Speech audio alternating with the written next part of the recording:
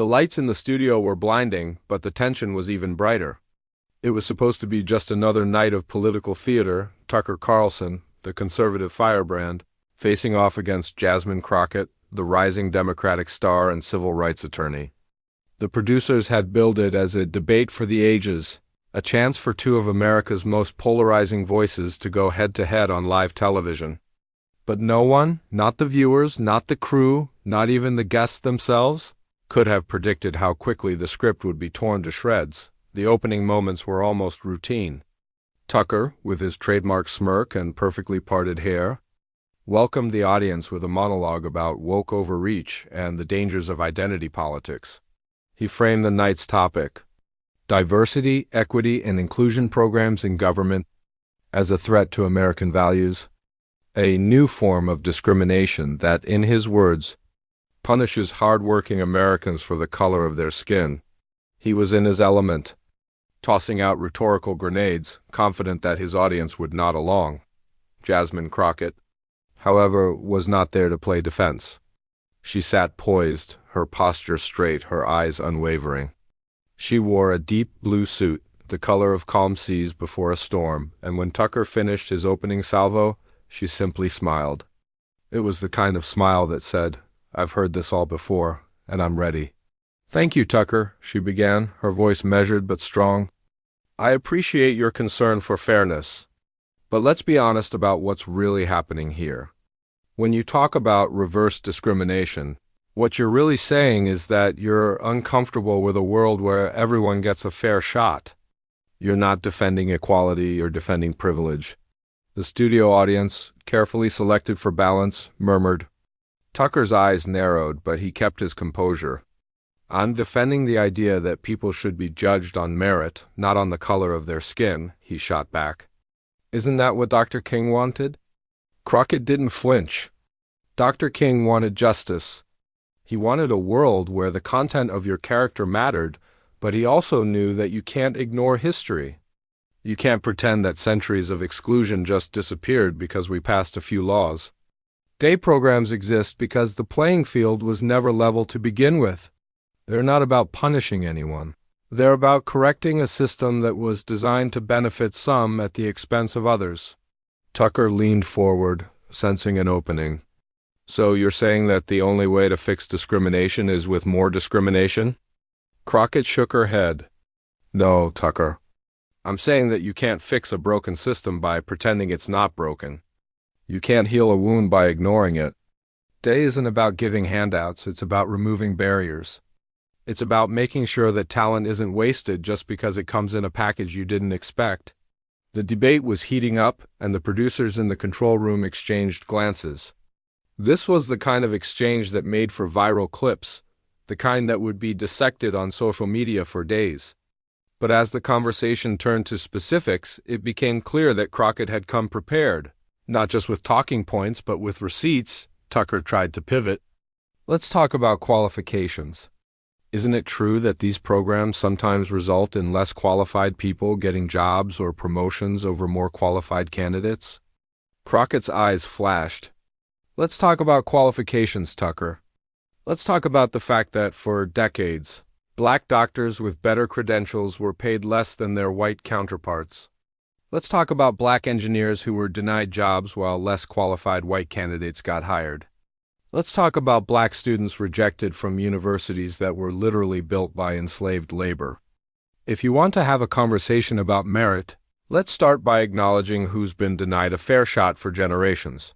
Tucker's smile faltered just for a moment. He tried to regain control. "But isn't it divisive to focus on race? Shouldn't we be moving toward a colorblind society?"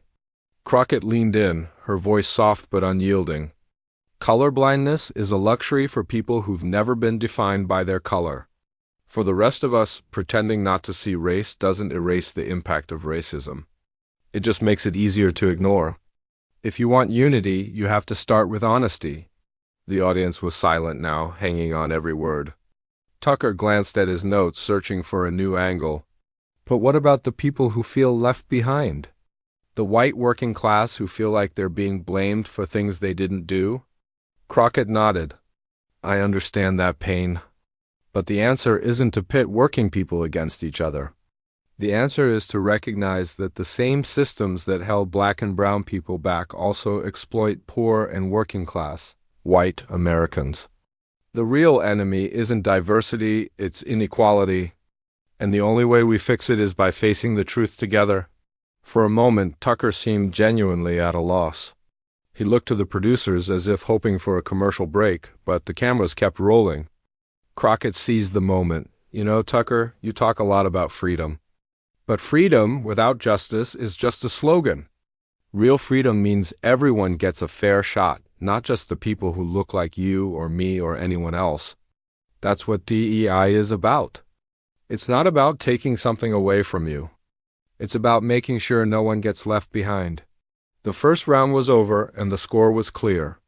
Crockett had landed blow after blow, not with anger, but with facts, history, and a moral clarity that was impossible to ignore. Tucker tried to smile, but the confidence was slipping. The audience could feel it. The viewers at home could feel it. And somewhere, deep down, even Tucker Carlson could feel it. The producers, sensing the energy in the room, decided to double down. They shifted the conversation to the recent wave of anti-DEI legislation sweeping through state houses and Congress. Tucker, regaining some of his footing, pounced on the opportunity. Jasmine, you say these programs are about fairness, but look at the backlash. Isn't it possible that Americans are just tired of being told they're the problem? That they're racist, privileged, or complicit in things they never did? Crockett didn't miss a beat. Tucker, no one is saying every American is personally responsible for the past. But we are all responsible for the future. The backlash you're talking about isn't new. Every time this country has tried to move forward, whether it was ending slavery, passing civil rights laws, or expanding voting rights, there's been backlash. Progress always makes some people uncomfortable, especially those who benefited from the old system. Tucker interjected, but isn't it dangerous to keep dividing people by race? Shouldn't we be focusing on what unites us? Crockett's response was measured, but her words cut through the air. Unity without justice is just silence. It's asking people to ignore their pain so others can feel comfortable. Real unity comes from truth and accountability. You can't build a house on a cracked foundation and expect it to stand.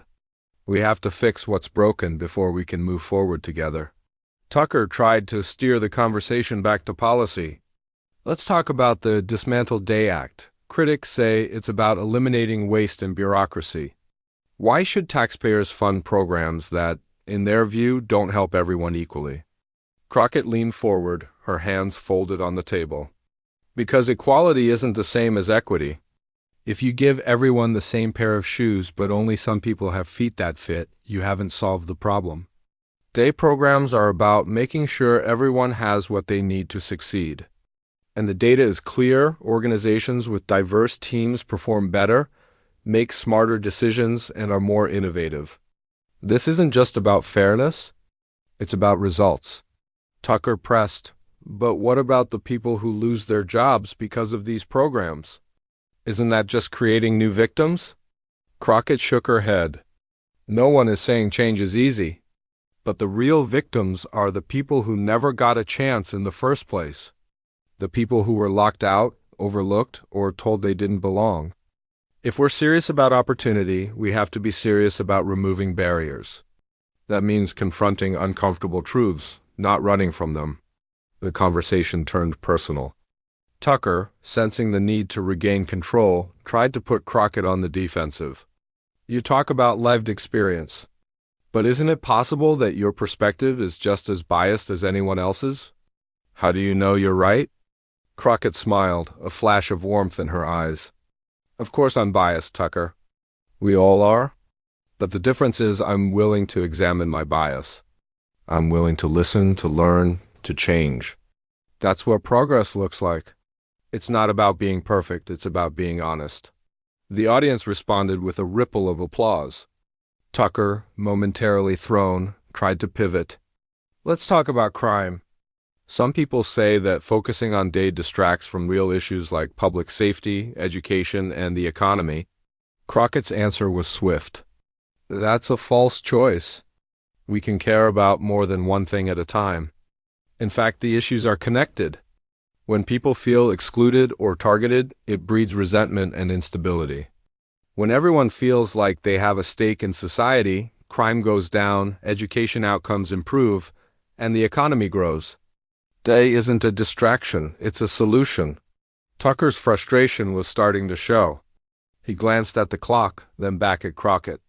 But what about the argument that these programs are just virtue signaling? They're more about appearances than real change? Crockett's tone sharpened. Virtue signaling is when you talk about values but don't back them up with action. Day is about action. It's about changing hiring practices, investing in communities, and holding people accountable. If someone's just putting up a sign or making a speech, that's not Day, that's PR. The real work is hard, and it makes people uncomfortable. But that's how you know it's working. The debate was reaching a boiling point. Tucker, sensing he was losing ground, tried one last time to regain control. Jasmine, don't you think there's a risk that all this focus on race and identity just keeps us stuck in the past? Crockett's reply was quiet, but it carried the weight of history. The past isn't past, Tucker. It's present. It's in our schools, our neighborhoods, our laws. Ignoring it doesn't make it go away. Facing it is the only way we move forward. My ancestors survived slavery. My parents endured segregation. I've faced discrimination in my own career. I'm only the 55th black woman ever elected to Congress in over 2 centuries. That's not ancient history. That's now. The studio was silent. Even Tucker seemed to sense the gravity of the moment. Crockett continued, her voice steady. We're not asking for special treatment. We're asking for a fair shot, for the chance to prove ourselves, for the opportunity to contribute. That's what America is supposed to be about. Tucker, visibly unsettled, tried to lighten the mood. Well, Jasmine, you certainly came prepared tonight. Crockett smiled. I always do. Because I know what's at stake. And I know that if I don't speak up, someone else will try to rewrite the story. The producers signaled for a commercial break, but the cameras lingered on the 2 debaters. Tucker looked down at his notes, his confidence shaken. Crockett sat tall, her presence undeniable. The audience knew they had witnessed something rare, a debate where the truth wasn't just spoken, but felt. When the cameras returned, the energy in the studio had shifted. Tucker Carlson, usually the master of the set, seemed to sense the ground slipping beneath him. The control room buzzed with nervous excitement. This was the kind of television that would be replayed for days, maybe weeks. The next segment was supposed to be a panel discussion, but the producers, reading the room, decided to let the debate continue. The audience, both in the studio and at home, was riveted. Tucker tried to regain his footing by shifting to a new line of attack. Jasmine, let's talk about cancel culture. Isn't it true that people are afraid to speak their minds these days? That if you say the wrong thing, you could lose your job, your reputation, your livelihood? Isn't that a kind of oppression? Crockett didn't hesitate. Tucker, there's a difference between accountability and oppression. For generations, people of color, women, LGBTQ folks, anyone who didn't fit the mold, were silenced, fired, or worse for speaking their truth. Now, when people are held accountable for their words or actions, it's called cancel culture. But what it really is a shift in who gets to define the boundaries of acceptable behavior. Free speech doesn't mean freedom from consequences. Tucker pressed, but don't you worry that we're creating a culture of fear? That people are walking on eggshells, afraid to have honest conversations? Crockett nodded. I want honest conversations. But honesty isn't a license for cruelty or ignorance. If someone says something harmful and gets called out, that's not oppression. That's progress. The people who are most afraid of cancel culture are often the ones who never had to worry about being canceled before. For the rest of us, it's just Tuesday. The audience laughed, breaking the tension. Tucker tried to smile, but it was clear he was struggling to keep up. He pivoted again, this time to law enforcement. Let's talk about policing. You've been critical of police practices. Don't you think that undermines respect for law and order? Crockett's eyes narrowed, her tone sharpening. Respect for law and order doesn't mean blind loyalty. It means holding everyone accountable, including those with a badge. I come from a family of law enforcement. I know what good policing looks like. But I also know what happens when power goes unchecked. We've seen too many cases where people, especially black and brown people, are treated as suspects first and citizens second. That's not justice. That's injustice wearing a uniform. Tucker tried to interrupt, but Crockett pressed on. You want to talk about respect? Respect is earned. And the best officers I know want accountability because it makes their jobs safer and their communities stronger. If you're more upset about criticism than about injustice, you're not defending law and order, you're defending the status quo. The audience erupted in applause. Tucker, visibly frustrated, tried to steer the conversation back to safer ground. Let's talk about education. There's a lot of debate about what should be taught in schools. Some parents feel like their values are under attack. Shouldn't parents have a say in what their kids learn? Crockett nodded. Parents absolutely have a role. But education isn't about comfort, it's about truth. History isn't always pretty. But if we don't teach the full story, we're setting our kids up to repeat the same mistakes. The goal isn't to make anyone feel guilty. It's to make sure everyone understands where we've been so we can decide where we're going. Tucker, sensing he was losing the audience, tried to inject some humor. So you're saying we should all feel bad about being American? Crockett smiled. No, Tucker. I'm saying we should feel responsible. Patriotism isn't about pretending we're perfect. It's about loving our country enough to make it better.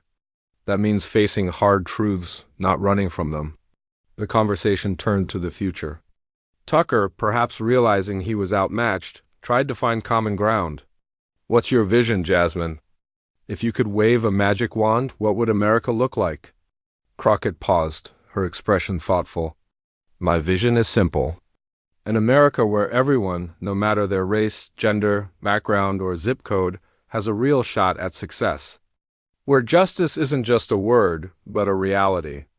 Where we don't have to debate whether Black lives matter, because it's obvious in the way we live and govern. Where diversity isn't a threat, but a strength. Where the truth isn't something to be feared, but something to be embraced. The audience was silent, hanging on every word. Tucker, for the first time all night, seemed genuinely moved. He nodded, almost imperceptibly, before catching himself and returning to his notes, but the debate wasn't over. Tucker, desperate for a win, tried one last time to regain control. Jasmine, some people say you're too confrontational, that you're more interested in scoring points than finding solutions. What do you say to them? Crockett's answer was direct. I'm confrontational because the problems are confrontational. Injustice doesn't go away if you whisper. Sometimes you have to raise your voice to be heard. But I'm always open to solutions. I'm always willing to listen. What I won't do is pretend that both sides are equally valid when one side is rooted in denial and the other in reality.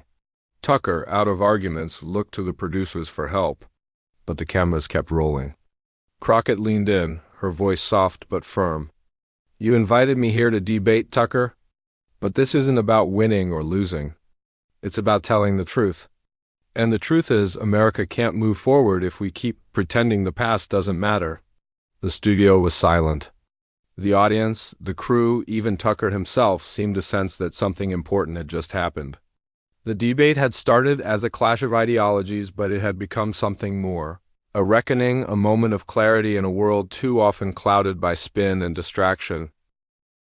The silence in the studio was almost sacred, the kind that only follows a truth too big to ignore. Tucker Carlson, for once, had no comeback. He shuffled his notes, glanced at the producers, and then, in a move that would be replayed endlessly across social media, he stood up. The camera caught the moment. Tucker, the man known for never backing down, walking off the set mid-debate. The audience gasped, some in shock, others in awe. Jasmine Crockett remained seated, her expression calm, her presence unshaken. She didn't gloat. She didn't smirk. She simply watched as the old guard retreated, leaving the stage to a new voice, a new vision. The control room erupted in chaos. Producers scrambled, unsure whether to cut to commercial or let the cameras roll. But the director, sensing history, kept the feed live. Crockett turned to the audience, her voice steady. This is what happens when you bring the truth into the light. Sometimes people walk away. Sometimes they can't face it. But the truth doesn't change just because someone leaves the room. The audience broke into applause, the sound swelling and echoing through the studio. Social media exploded. Clips of Tucker's walk-off and Crockett's final words trended within minutes. Hashtags like #CrockettClapback and #TuckerWalksOff shot to the top of Twitter. TikTok users remixed the moment with music, memes, and commentary. News outlets from every side of the spectrum rushed to cover the story, each spinning it in their own way. But none could deny the power of what had just happened. In the days that followed, the debate became a national flashpoint. Supporters of Crockett hailed her as a truth-teller, a leader unafraid to confront power with facts and conviction. Critics tried to paint her as divisive, but even some of Tucker's usual allies admitted he had been outmatched. Editorials debated the meaning of the moment. Was it the end of an era for cable news debate? Was it a sign that the old arguments about race, justice, and equality were finally being challenged in a way that couldn't be ignored? Crockett, for her part, didn't bask in the attention. She returned to her work, introducing new legislation to protect AA programs and expand opportunities for marginalized communities. She appeared on news shows, not to gloat, but to keep the conversation focused on solutions. "This isn't about me," she told one interviewer. "It's about the millions of Americans who've been told to wait their turn, to be patient, to settle for less. It's about making sure the next generation doesn't have to fight the same battles we did." Meanwhile, Tucker Carlson's walk-off became a symbol, a meme, a punchline, but also a moment of reckoning. For years, he had controlled the narrative, shaping debates with quick wit and sharper elbows. But on that night, faced with a voice that refused to be silenced, he chose to leave rather than engage. The image of him walking away became a metaphor for a larger shift in American discourse. The old tactics of deflection and denial no longer worked when confronted with unflinching truth. In classrooms, students watched the debate and discussed what it meant to stand up for justice, even when it's uncomfortable. In workplaces, day leaders used the clip to show why these conversations matter. On social media, people from all backgrounds shared their own stories of being silenced, overlooked, or told to wait. Crockett's words, "The truth doesn't change just because someone leaves the room," became a rallying cry. The story didn't end with the debate. It sparked new conversations, new alliances, and new commitments to justice. Crockett's courage inspired others to speak up, to challenge the status quo, to demand more from their leaders and themselves. And as the news cycle moved on, the impact of that night lingered, a reminder that real change doesn't come from shouting the loudest, but from standing firm in the truth, even when it makes others uncomfortable. In the end, the debate was more than a clash of personalities. It was a turning point, a moment when the old playbook failed and a new chapter began. Jasmine Crockett didn't just win an argument. She changed the conversation. And as the lights dimmed in the studio and the world watched the replay, one thing was clear: the future belongs to those who refuse to walk away from the truth.